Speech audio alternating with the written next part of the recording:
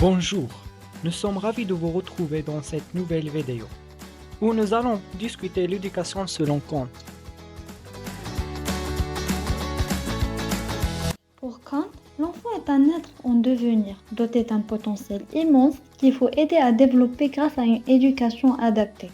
Du coup, l'éducation est-elle seulement un outil pour transmettre des connaissances ou a-t-elle un rôle plus profond ?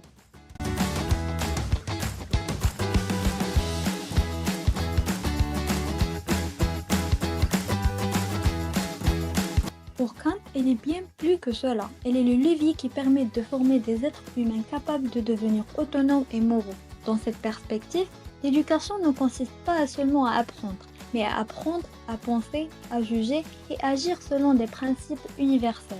Penchons-nous sur cette fonction morale de l'éducation en commençant par son rôle fondamental, la formation à l'autonomie. L'éducation joue un rôle central dans ce processus car elle initie l'individu à l'usage éclairé de sa raison et l'enfant naturellement soumis à ses désirs et influences.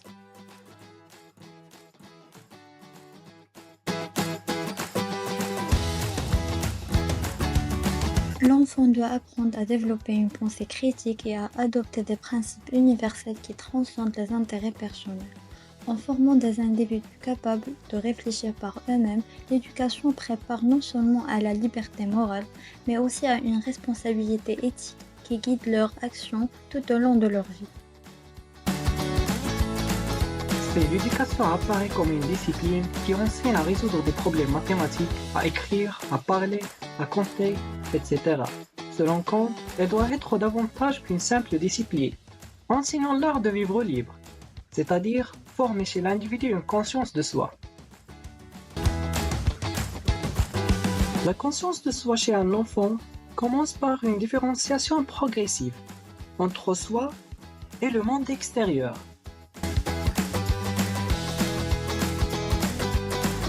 Cette distinction se manifeste par exemple par l'attachement qu'il développe pour certains objets, comme son doudou.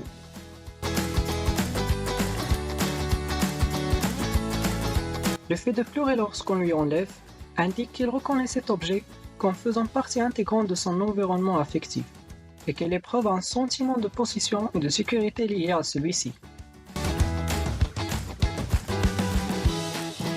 Pour Kant, l'éducation est un chemin vers la liberté, mais une liberté qui s'exerce dans un cadre moral et social. Elle permet à l'individu de devenir un citoyen éclairé, capable de contribuer à une société juste et prospère.